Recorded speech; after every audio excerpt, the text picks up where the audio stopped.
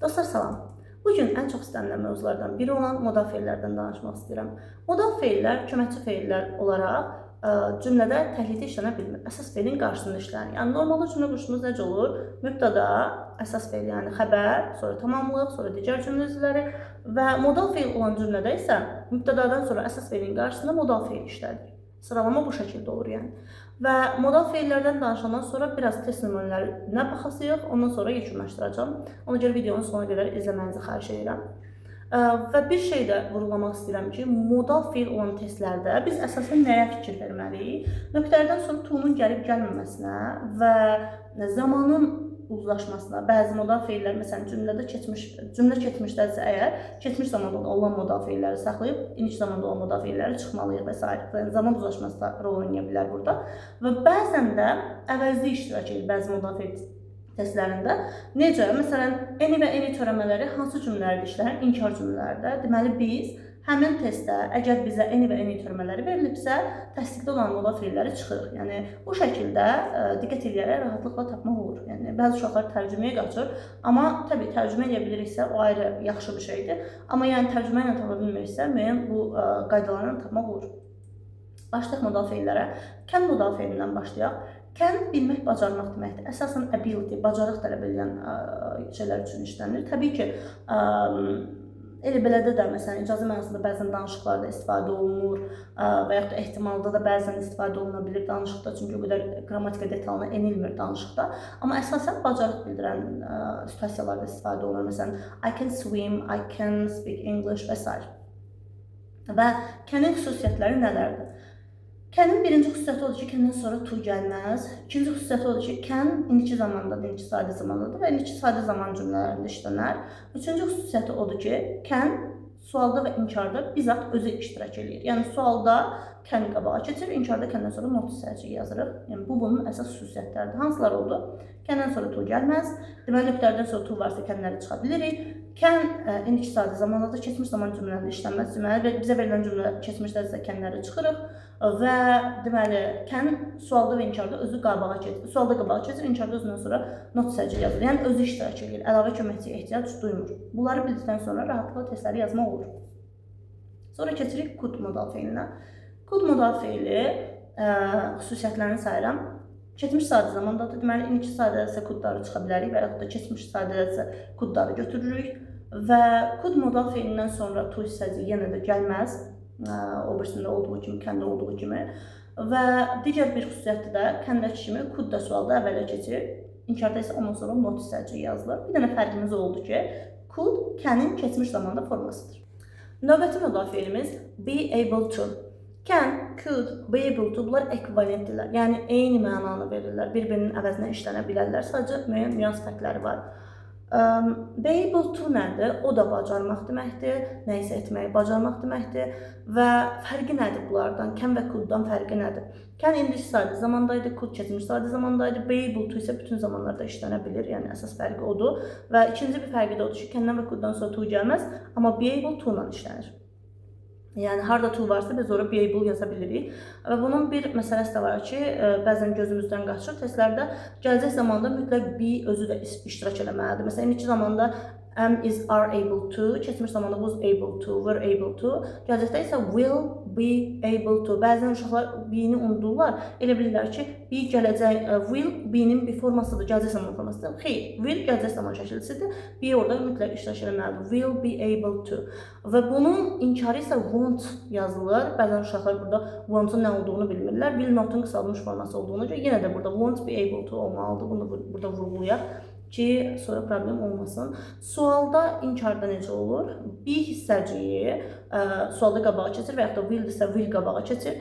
Yəni, burada bir neçə parçadan ibarət olduğu üçün ilk köməkçi qabağa keçəcək. Belə deyim, be tam olaraq be deməyim, çünki will be able to, has been able to ola bilər məsələn. Burada has qabağa keçəcək, will qabağa keçəcək. Yəni, ilk gələn köməkçimiz qabağa keçər. Bu, be-ni deməyək, çünki be-ni deyəndə o birisləri düzgün gəlmir. Be qabağa keçir deyə bilməliyik. İlk köməkçimiz qabağa keçir sualda, inkarda ondan sonra not hissəcik yazılır. Məna olaraq tamamilə eynidir. Can və could kimi o da bacarıq bildirir. Məsələn, I can speak English, I'm able to speak English. Eyni şeydir. Və biraz can'in be able to biraz yuxarı səviyyəsidir. Məsələn, biz paraphrase-lərdə can və could-la verən cümləni be able to-ya çevirə bilərik. Yəni daha bir advanced forması deyə bilərəm. Növbəti modal feilimiz may modal feilidir. May əsasən icazə bildirən situasiyalarda işlənir. May I come in, may I go out, may I take your book və s. Amma bəzən ehtimal olaraq da məsələn işlənə bilir. Məsələn deyirik ki, it may be cloudy, məsələn she may be at home və s. May modal feilinin xüsusiyyətləri bunlardır. May indiki sadə zamanda işlənir, yəni indiki sadə zaman olan cümlələrdə işlənir. May'dən sonra to hissəciyi işlənmir, sualda qabağa keçir, inkarda ondan sonra not hissəciyi yazılır. Yəni bu deməkdir ki, əgər nöqtədən sonra to hissəciyi varsa, may olan variantları çıxırıq və yaxud da ki, cümləmiz keçmiş sadə zamandadırsa, mayləri çıxırıq, indiki sadədirsə mayləri yaza bilərik və s. Might modal feili eyni ilə could kimi, might da may'in keçmiş sadə zamanda işlənən formasıdır və bunu əsasən vasitəli vasitəsizlikdə istifadə edirik və yaxud da cümlənin əvvəli keçmişdə verilərsə, may yerinə might istifadə edirik və s. Yəni keçmişdə olan cümlələrdə istifadə olunur. Sualda qabağa keçir, inkarda ondan sonra not hissəciyi yazılır, mightdan sonra to hissəciyi gəlmir. Necə ki, can, could-un ekvivalenti var idi, be able to. May'də də eyni ilə be allowed to feili var, hansı ki, icazə vermək anlamında işlənir. Məsələn, deyirəm ki, you may not park here. Sən burada maşını park edə bilməzsən. You are not allowed to park here. You are not allowed to park here. Sən burada, sənə icazə verilmir ki, burada park eləyəsən maşını. Yəni, demək istədiyim odur ki, be allowed to, be able to kimi may'in və yaxud da might'ın əvəzinə istifadə oluna bilər. Yenə də tək fərqimiz odur ki, be allowed to bütün zamanlarda işlənə bilər. May indiki sadə zamanda, might isə keçmiş sadə zamanda işlənir və bir fərqi də odur ki, be allowed'dan sonra to gəlir, may'dən və might'dan sonra to hissəciyi gəlir. Amma məna olaraq eyni mənaya gəlirlər. Must modal feili. Must modal feili malı-məli anlamını verir və belə deyək də, məcburiyyət var burada. Məsələn, you must wear uniform. Sən uniforma geyinməlisən. You must be at work in time. Vaxtında işdə olmalısan və s. Təbii ki, burada da ehtimal məsələsi var. Məsələn, deyirəm ki, she must be at home. O evdə olmalıdır. Belə də işlənə bilir, amma yenə də deyirəm, məna fərqi, yəni böyük ehtimal ki, bu magistrların ya da MEQ-in imtahanında ola bilər, amma DİM imtahanında, yəni abituriyentlərə düşəcək bir şey deyil. Ona görə çox dərinə getmirik və must modal feilinin xüsusiyyətləri nələrdir? Must modal feilindən sonra da to hissəciyi gəlmir, sualda qabağa keçir, inkarda ondan sonra not hissəciyi yazılır və must da indiki sadə zaman cümlələrində işlənir. Yəni cümlədə keçmiş varsa, mustları çıxa bilir. Have to, has to, had to, bu must'ın bir başqa versiyasıdır. Göründüyü kimi burada to var, must'dan sonra to gəlmir. Have to, has to'nun bütün zamanları var, amma must sadəcə indiki sadə zamanda işlənir. Hər ikisi malı-məli deməkdir. Xırda bir nüans məna fərqi var ki, have to biraz must'dan daha ciddi, daha vacib məsələlərdə istifadə oluna bilər və ən önəmli fərqi odur ki, have to, has to, bunların sualı do, does-la düzəlir və yaxud da had to-nun didlə, amma must özü sualda və inkarda iştirak edir. Yəni sualda qabağa keçir, inkarda not hissəciyi yazılır. Yəni ən önəmli fərqi odur ki, have to bütün zamanlarda işlənir. Sualda inkarda do, does-dan istifadə olunur, özündən istifadə olunur. Yəni have to-da have qabağa keçə bilməz ya da has to-da has qabağa keçə bilməz, do, does-dan istifadə olunur. Amma must özü sualda qabağa keçir, inkarda not hissəciyi yazılır və have to, have-dən və has-dən sonra to gəldiyi halda must-dan sonra to işlənmir. Should modal feili. Should modal feili də malı-məli mənasını verir, amma must və have to-dan biraz fərqi var. Fərq ondan ibarətdir ki, should-da vaciblik yoxdur. Yəni, məsləhətdir. Gərək bunu eləyəsən, bunu eləməlisən. Amma have to-da və yaxud da must-da bunu eləməlisən, o tərəfi yoxdur. Yəni, should biraz yumuşaqdır və məsləhət xarakterlidir. Məsələn, deyirəm ki, I feel bad. Sən edirsən ki, tutaq, you should go to the doctor. Və yaxud da deyirəm ki, I have a toothache. Sən edirsən ki, you should go to the dentist. Yəni, məsləhət verirsən. İstəsən gedər, istəməsən getməzsən. Yəni, burada məcburiyyət yoxdur. Amma have to-da və must-da məcburiyyət var. Bunu etməlisən. Və should-un xüsusiyyətləri. Bəzən should uşaqlar would-dan yola çıxaraq fikirləşirlər ki, biraz bunda keçmişlik var. Xeyr. Should indiki sadə zaman cümlələrində işlənir, özü də indiki sadə zamandadır, yəni. Ondan sonra to hissəciyi gəlmir, sualda qabağa keçir, inkarda isə not hissəciyi yazılır. Ən əsası da should-u keçmiş zamanda hesab eləməyin. Should indiki sadə zaman cümlələrində işlənir və ondan sonra to hissəciyi gəlmir. Bəzən altla qarışdırıb ondan sonra to düşünürlər və yaxud da ki, would düzdür, modal feil deyil, amma would-a bənzəyir deyə bəzən elə bilirlər ki, bunda keçmişlik var və keçmiş zaman cümlələrində istifadə edirlər. Yox, belə bir şey yoxdur. Növbəti modal feilimiz ought to. Ought to modal feili should-la eyni mənanı verir, eyni mənanı ifadə edir. Sadəcə fərqi odur ki, ought-un to'su var, should isə to-la işlənmir.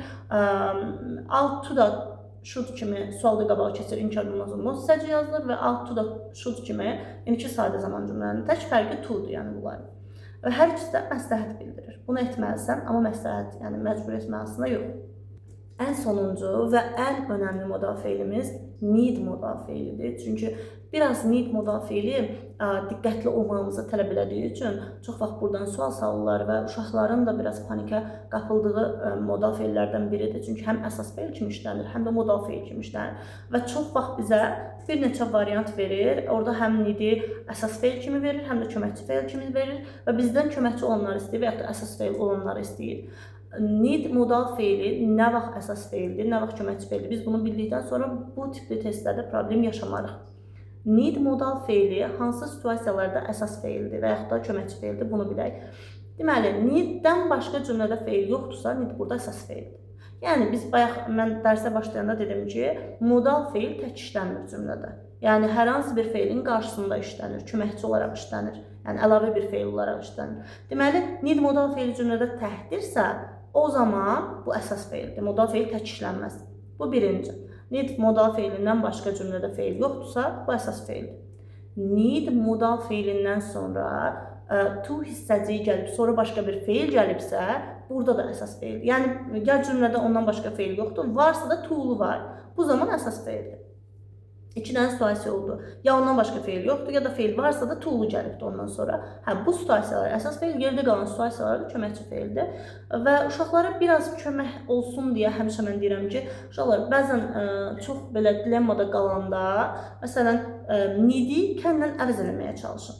Needi əgər kənlə əvəz eləməyə olursa, deməli burada need köməkçi feildir. Əvəz eləməyə olmursa əsas feildir. Məsələn, belə bir şey verilib ki, you need to go. Burada baxın görək biz needi kənlə əvəz eləyə bilirik. You can to go. Kəndən sonra to gəlməz. Deməli, burada əsas feildir. Və yaxud da belə bir cümlə deyək ki, I need a book. I can a book. Kən cümlədə təhlil işlənməz. Yəni, demək ki, burada needi kənlə əvəz eləməyə olmursa əsas feildir. Bax, belə bir şey də eləyə bilərik.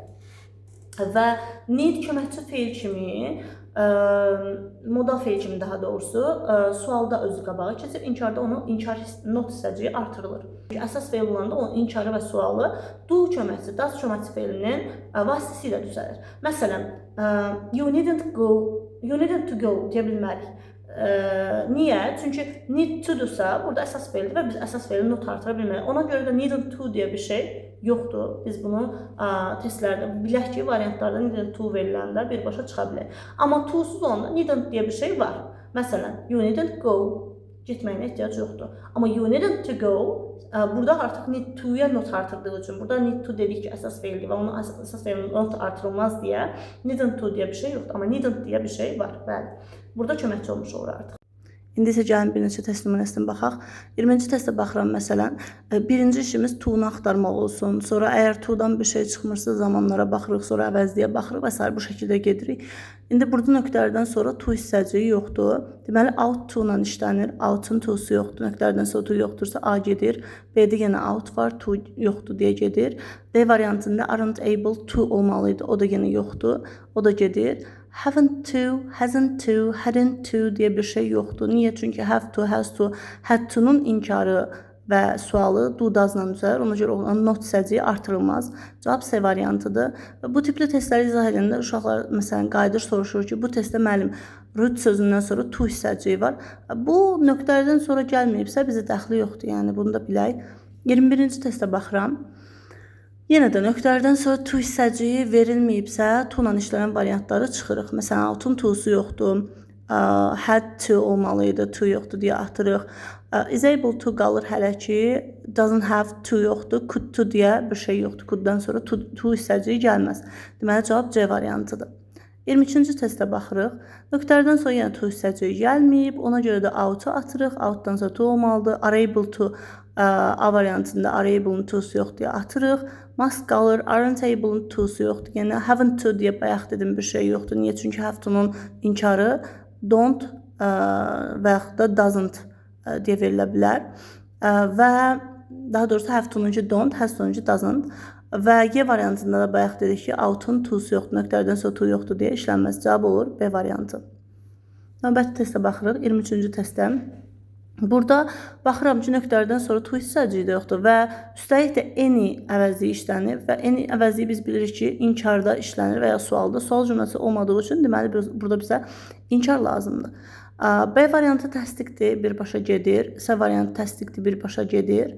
Qalırıq 3 variantın arasında. To hissəciyi gəlmədiyi üçün wasn't able da gedir. Hadn't to deyə bir şey yoxdur, bayaq dedik. Öncə cavabımız olacaq A variantı, couldn't. 24-cü testə baxaq. 24-cü testdə yenə nöqtələrdən sonra to hissəciyi yoxdur. Ona görə də haven't, ümumiyyətlə haven't deyə bir şey yoxdur. Yəni haven't to belə olsa səhvdir, bayaq dedik. Out işlənməz çünki to'su yoxdur. Don't have'ın yenə to'su yoxdur. Will able to A variantında be olmalıdır burada mütləq şəkildə. Çünki mən mövzunu izah edəndə demişdim ki, will able to deyə bir şey yoxdur. Yəni will be able to olur. Burada bir çatışmır. Ona görə də düzgün cavabımız olacaq Y variantı. 25-ci testə baxıram. Deməli, yenə burada nöqtələrdən sonra to hissəciyi yoxdur. Ona görə də haven't to ümumiyyətlə səhvdir. Should to ümumiyyətlə səhvdir. Shoulddan sonra to gəlməz. Haven't to deyə bir şey yoxdur. Won't be able to'su yoxdur yenə. Və B variantında don't have'ın da to'su yoxdur. Cavab C variantıdır. 26-cı testə baxırıq. Yenə nöqtələrdən sonra to hissəciyi olmadığı üçün D variantı have'ın to'su yoxdur deyə atırıq. Haven't to deyə bir şey yoxdur. A variantı gedir. Needn't to deyə bir şey yoxdur. B variantı gedir. Mən demişdim ki, needdən sonra to gəlirsə əsas eldir və əsas elin not artırılmaz. Ona görə B variantında çıxırıq. Və cümləm əvvəli I'm too busy dediyi üçün, indiki zamanda olduğu üçün could'u da atırıq. Y variantı da gedir, qalır C variantı. 27-ci testə baxaq. 27-ci testdə cümləm I missed dediyi üçün keçmiş zamandadır və indiki zamana aid nə varsa çıxa bilərik rahatlıqla. Zaten Y variantı onsuz da çıxırdı. Haven't to deyə bir şey yoxdur. Hadn't to da yoxdur eyni şəkildə. Və nöqtələrdən sonra to hissəciyi gəlmədiyi üçün wasn't able, was able bunların da to'su yoxdur deyə gedir. Qalır D variantı. 28-ci testə baxaq. Burada yenə nöqtələrdən sonra to hissəciyi verilməyib. Ona görə də Y variantı is able'ın to'su çatışmır. C variantında wasn't able to olmalıdır. Hasn't to, needn't to deyə bir şey yoxdur. A ilə B də getdi, qalır D variantı. 29-cu testə baxırıq. 29-cu testdə will be able nöqtələrdən sonra to gəlmədiyi üçün gedir. B variantında out to olmalıydı, nöqtələrdən sonra to yoxdur deyə gedir. D variantında is able, isn't able və yaxud da to olmalıydı. Doesn't have to olmalıydı, o da gedir, qalır C variantı. 30-cu testə baxaq. 30-cu testdə yenə A variantında haven't to deyə bir şey yoxdur. Y variantında mustn't to deyə bir şey yoxdur. B və C variantı nöqtələrdən sonra to gəlmədiyi üçün gedir, çünki don't have to olmalıdır. Bağışlayın, B və D variantı to olmadığı üçün gedir. Will have to olmalıdır, don't have to olmalıdır. B-də və D-də C düzgün cavabdır. Dostlar, məncə bu qədər izah kifayətdir və ümid edirəm ki, izahdan və test nümunələrindən aydın oldu necə yazacağımız və ümid edirəm ki, video sizin üçün faydalı oldu. Əgər həqiqətən videonu bəyəndinizsə və sizlər üçün faydalı oldusa, videonu bəyənməyi, aşağıdan rəy bölməsindən iradlarınızı, təkliflərinizi, bəyəndinizsə bəyənmə səbəbinizi yazmağı unutmayın. Sağ olun, hər kəsə uğurlar.